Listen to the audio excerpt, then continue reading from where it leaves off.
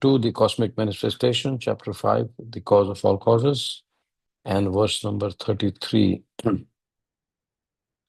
Namo Bhagavate Vasudevaya. Om Namo Bhagavate Vasudevaya. Om Namo Bhagavate Vasudevaya. Om Ajnanatimirandhasya Jnananjana Shalakaya Chakshurunmilitam Yena Tasmai Shri Gurave Namaha. Nama Om Vishnupadaya Krishna Presthaya Bhutale Srimate Bhakti Vedanta Swamin Iti Namine. Namaste Saraswati Devi Gauravani Pracharine Nirvishesha Shunyavadi Paschatya Deshatarine. Jaya Shri Krishna Chaitanya Prabhu Nityananda Shri Advaita Gadadhara Shivasadi Gaur Bhakta Vrinda. Hare Krishna Krishna Krishna Hare Hare. Hare Rama Rama Rama Hare Hare. So Canto 2, chapter 5, the cause of all causes, verse number 33. Tada samhatya chanyonyam bhagavad shakti choditaha sadasatvam padaya chobhayam sasujurhyadaha. Tada samhatya chanyonyam bhagavad shakti choditaha sadasatvam upadaya chobhayam sasujurhyadaha. Tada samhatya chanyonyam bhagavad shakti choditaha sadasattam upadaya chobhayam sasujarhyadaha. Synonyms, translation, are purported by His Divine Grace A.C. Bhaktivedanta Swami Srila Prabhupada, Srila Prabhupada ki jai. Tada, all those, samhatya, being assembled,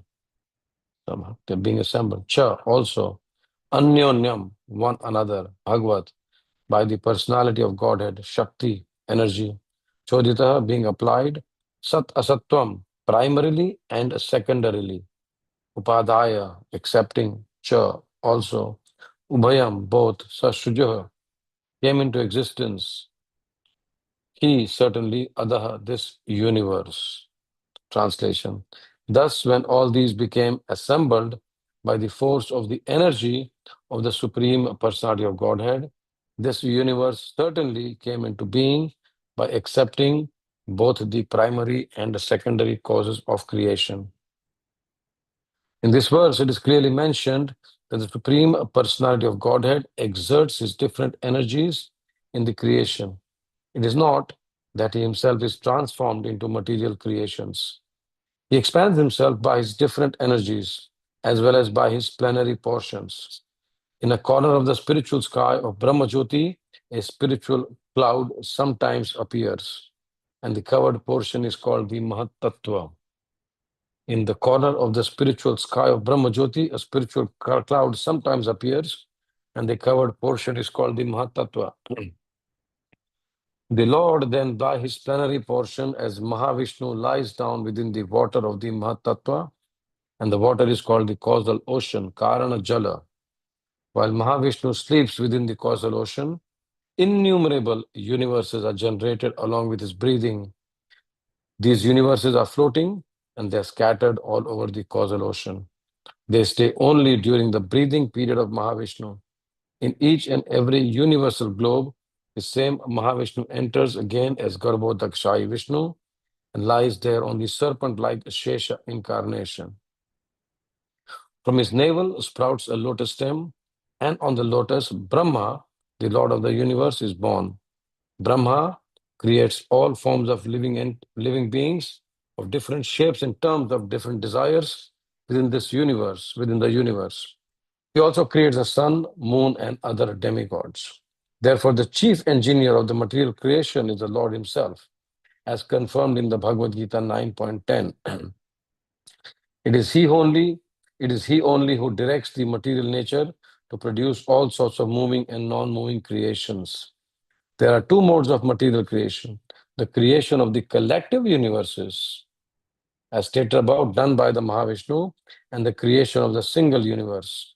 Both are done by the Lord, and thus the universal shape, as we can see, takes place. Narayanam namaskritya naram chaiva narottamam devim saraswatim vyasam tato jayam udirayet Nashtaprayeshu abhadreshu nityam bhagavata sevaya bhagavati uttama shloke bhaktir bhavati naishtiki. So on a Monday morning, when we gather to glorify Srimad Bhagavatam, for me personally, I think it's a great benediction because I think of Rupa Goswami's Bhoga Tyaga. Bhoga Tyaga means we I should say I enjoy bhoga during the week, try to do that, and then when one gets um, tired of that bhog, then we want to get rid of that bhog and have some tyaga. So one works the entire week, and then during the weekend we just take it easy, take rest. But then after that bhoga tyaga, some spiritual tonic is required. So for me, this Bhagavatam is like some beautiful nectar raindrops in the middle of the bhoga tyaga desert.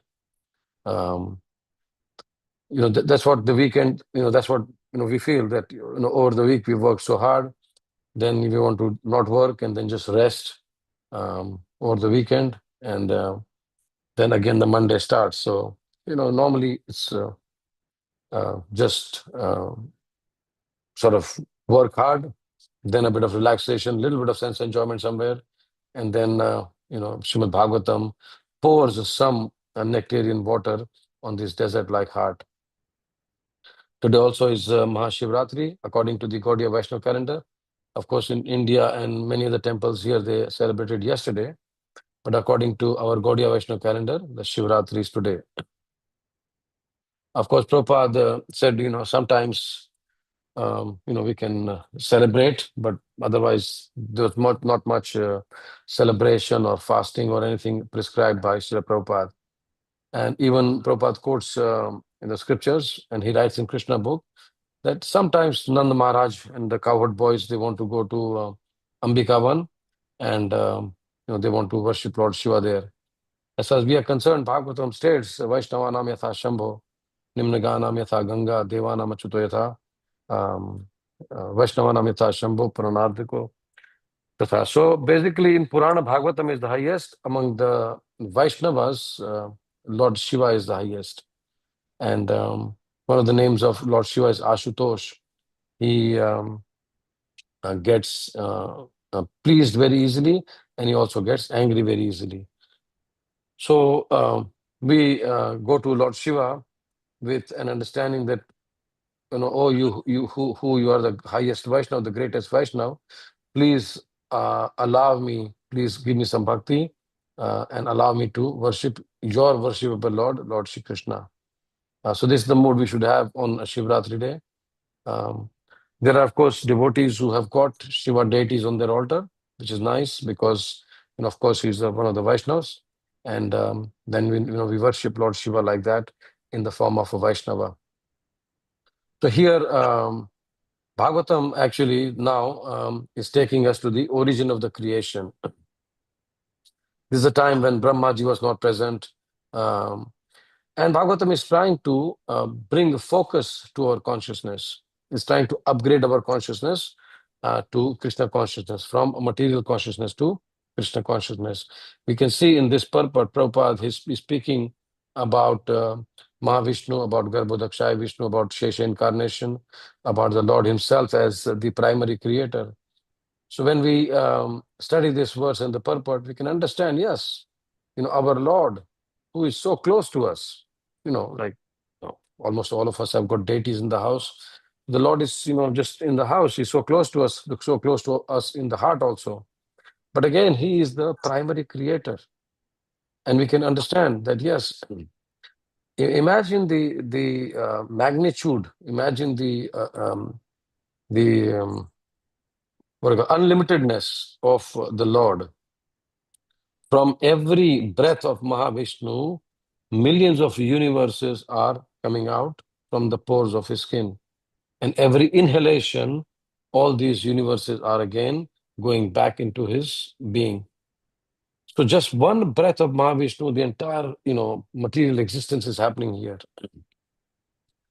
So Prabhupada is explaining us nicely that this is the way the creation happens. Now we can also see that the first plenary expansion, that is the Karanadaksha Vishnu, is directly related to the material world, the first Purusha avatar, Karanadaksha Vishnu. And Prabhupada states here that in a corner of the spiritual sky, Brahma Jyoti, the spiritual sky is Brahma Jyoti. So you have the spiritual world in which the Vaikuntha planets are there. Then, planets like Ayodhya, all those planets are there. And then in the middle, there is Golok Vrindavan. But then at the edge of the spiritual world, there's Brahma Jyoti, the spiritual sky. And then Prabhupada says that by the will of Krishna, two things are required: the will of Krishna and potency of Krishna. By the will of Krishna, a little cloud appears, and this cloud is covering everything, and that's called Pradhana. And Pradhana will be later on called as Mahatattva. So Prabhupada would at times refer to this cloud of Pradhana as the water of Mahatattva. So you have to understand this. It is not a material concept where we can, separate cloud from water or water from air or air from earth. Spiritual world means we have to understand coming from the authority. Prabhupada is saying that there is the causal ocean, the water of Mahatattva is there, and then there is the cloud. The Prabhupada, sometimes uses these words. As Prabhupada uses the word Buddhi Yoga in Bhagavad Gita with many, many contexts. Buddhi Yoga doesn't only mean, our intelligence, but Buddhi Yoga can also mean Bhakti Yoga. Buddhi Yoga also, of course, can mean, mind yoga. So Prabhupada uses these terms in a way where the context is required.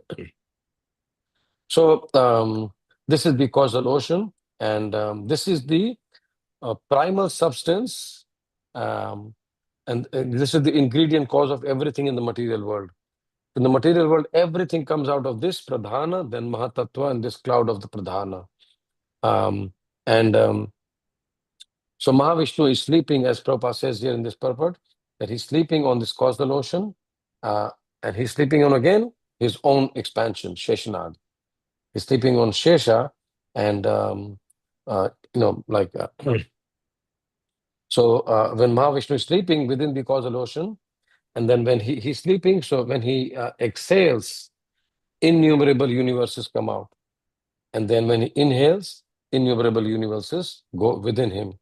So these universes are floating, and they are scattered all over this causal ocean. So we cannot even imagine with our wildest imagination as to how this works. We just have to accept the authority that the spiritual world, there's a cloud appearing, there's causal ocean. Vishnu is sleeping on that. Brahma is coming out of the navel. Now this purport especially is describing the time when even Brahma is not there. So then, of course, as we hear, we've heard before that due to the agitation caused by Vishnu's glands, which has got time, the living entities, the karma, all those things, and then the agitation starts, the activity starts, the mode start, like that. So this way, we can see that this creation is happening. Now we also see that Vyasadeva, who's compiled the Srimad Bhagavatam, so he was, instructed by Narad Muni. And here Narad Muni is being instructed by Brahma.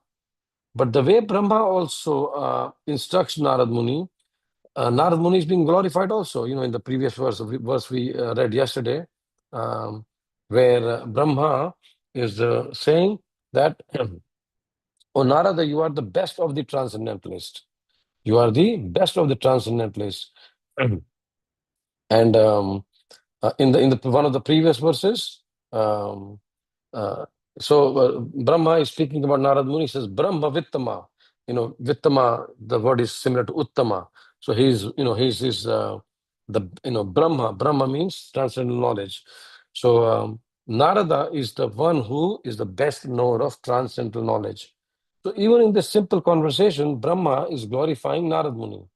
Earlier, we've also heard that when Brahma is speaking about a technical topic, Brahmaji is saying, Narad, actually, you are competent to understand these topics.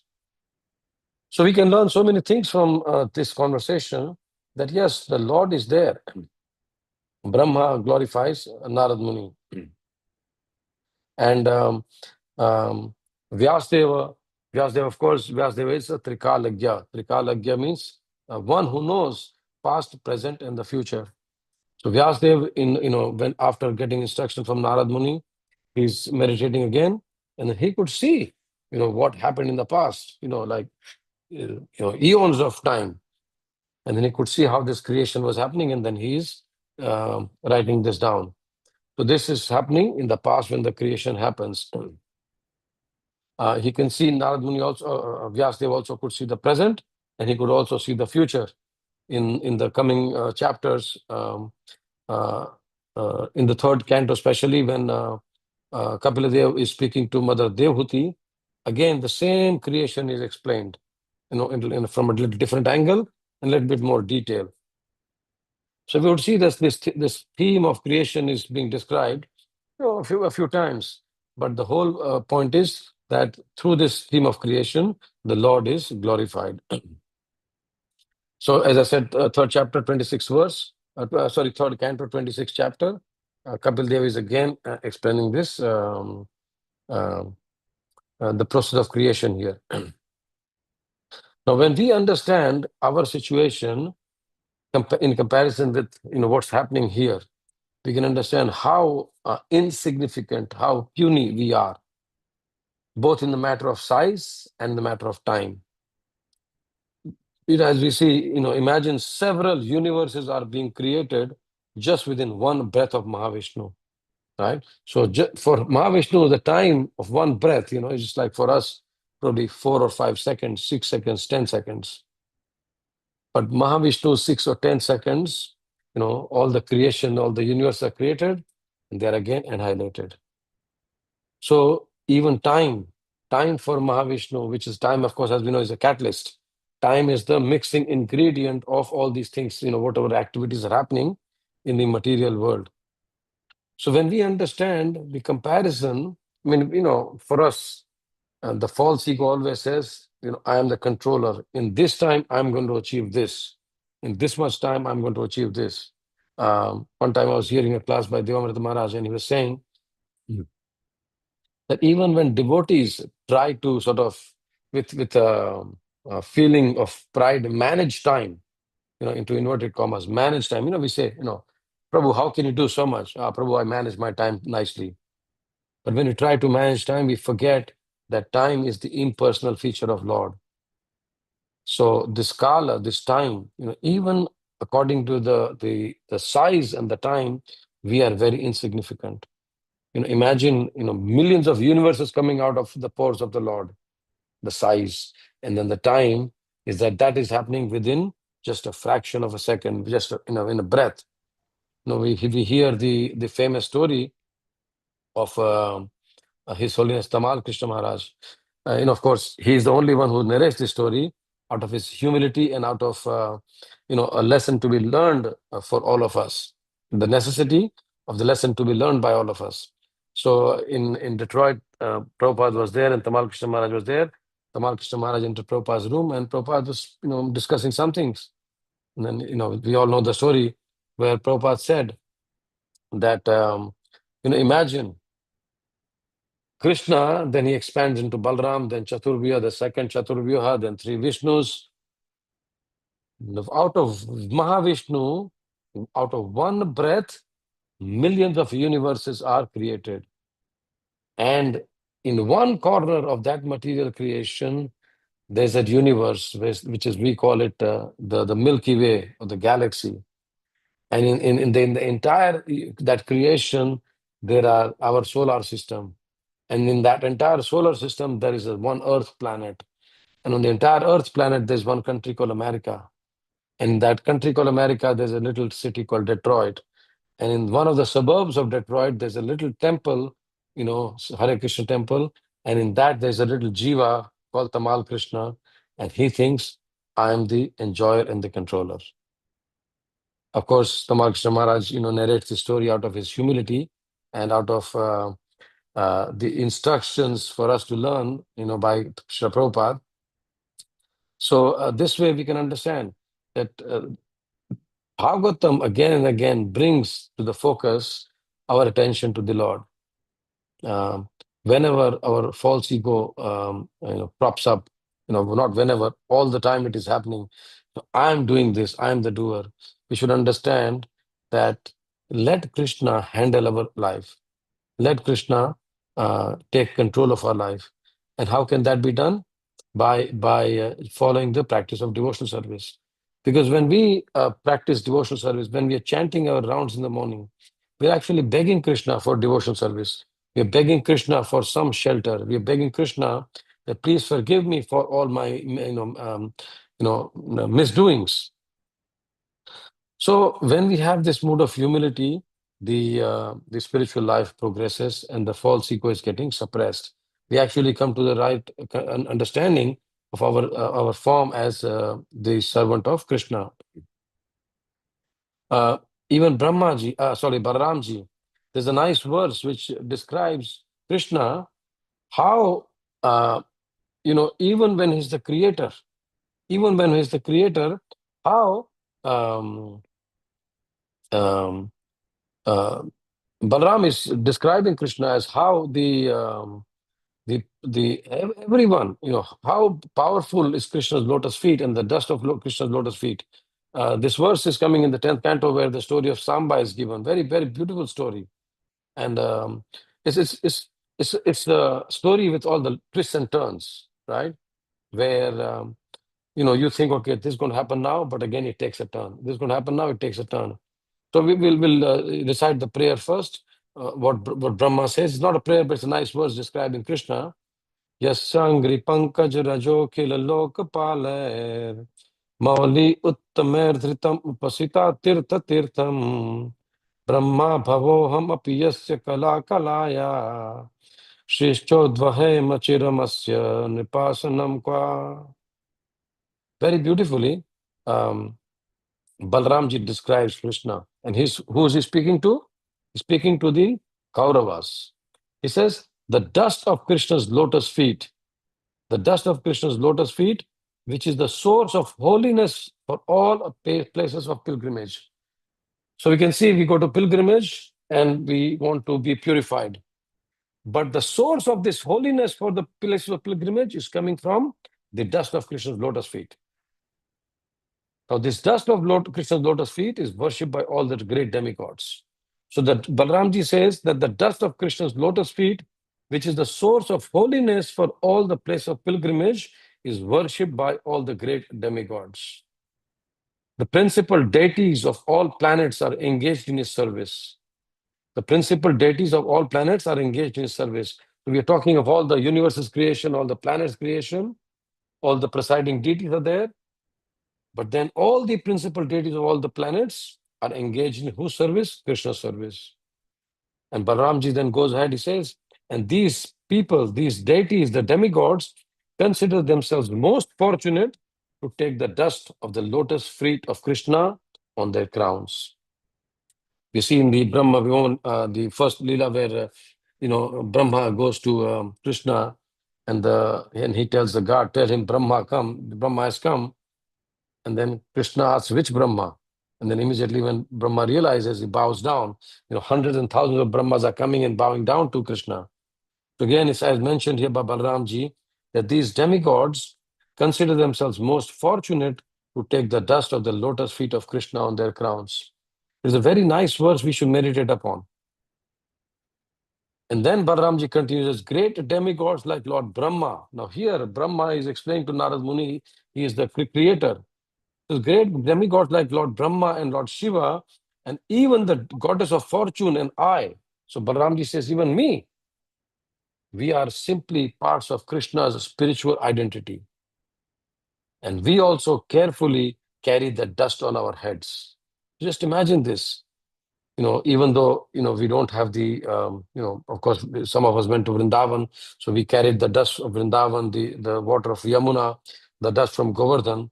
So when we carry these dust on our heads, and then Balramji says, and then of course I'll tell the story, and then Balramji says, and still Krishna is not fit to use the royal insignia or even sit on the royal throne. So this is the story of Samba, where Samba is, he's fighting against the Kauravas. He wants to, kidnap Jambavati, and um, um, sorry, he wants to kidnap Lakshmana, not Jambavati. Jambavati is his mother. So he wants to kidnap Duryodhana's daughter Lakshmana, and all the Kauravas are fighting against him. And Samba is fighting, very bravely, and he's almost going to win. But then Kauravas, they all gather together, and against one person, there are 4 or 6 of them fighting. They break his chariot, and then they capture him. And then when Krishna and Balram hear that Samba is being captured, then they go to Hastinapur and try to negotiate with Kauravas. And when Ugrasen, of course, who's the king of the Yadus, he tells the Kauravas to release Samba. And the Kauravas are thinking, I mean, who are you? Yadavas are trying to give orders to Kauravas, and they're using insulting words for Ugrasen. So Duryodhana is saying, this is like shoe trying to climb atop one's head, like a shoe being put on someone's head. And then Kauravas are saying, it is from us. You Yadavas got your thrones, and that now you are thinking that you are our equals? No, we cannot give any royal privilege to you. We cannot release Samba. And then Balram gets angry, and with his plow, he is trying to destroy Hastinapur. And then when this happens, the Kauravas, they come to the senses, and they ask Balramji for forgiveness. And then Balramji recites this beautiful verse, glorifying the Lord, that this Krishna, you are trying to refuse to give him the royal insignia. You are trying to refuse to give him the royal throne. This Krishna, all the devtas are bowing down to him. The pilgrimages get holiness from Krishna's dust of the lotus feet. Just understand, this is Krishna. We all, Brahma, Shiva, Lakshmi, myself, Balram, we all bow down to Krishna. So this is the beauty of Krishna. On one hand, of course, he's the greatest of the creators, but as we've spoken many times, he's one of the sweetest personalities also. So for us, he's our Lord and Master. And when we, chant his name, when we glorify him, during our sessions, during the day, Kirtanya Sadahari, this is what our life should be. Yesterday we were speaking about, our coming to the point of perfection. When we practice, then we can become perfect. So this way, when we practice our spiritual life, hear Bhagavatam like this, understand that it is that Krishna, who is the greatest creator, and Prabhupada also speaks about the primary and secondary here. Then Brahma explains to Narad Muni that the chief engineer of the material creation actually is the Lord. I'm just a secondary creator. He creates all the universes, everything is there. I just create the secondary part, the mountains, the planets, the sun, the moon, the demigods, and all that. Otherwise, everything is created by the Lord. For us, primary and secondary also means when we do devotional service, we should understand what is the primary motive. The primary motive is to please Krishna, please Srila Prabhupada, please all the devotees. And then all the secondary aspects come into picture. We always say that at the Harekrishnatemple Burbank, we do not want to be achievers. Please understand, in your service, please don't have this mood that I want to be achieving something.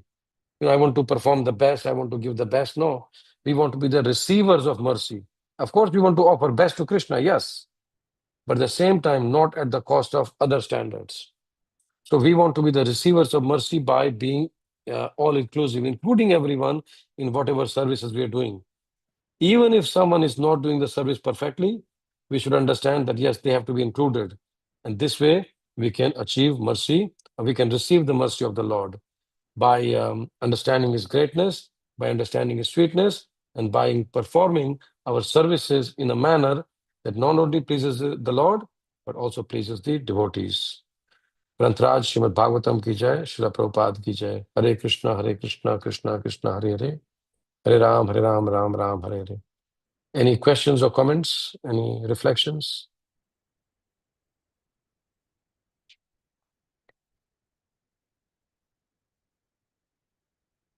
Okay, wonderful. May you all have a wonderful devotional day. And Krishna willing, we'll see you tomorrow at 6:30, same time, to glorify Srimad Bhagavatam. Hare Krishna. Thank you so much, Prabhuji. Hare Krishna. Thank you, Prabhu. Hare Krishna.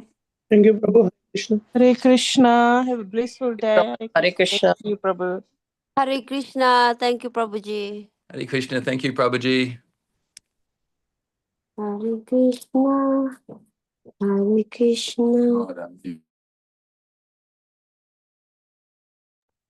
Hare Krishna.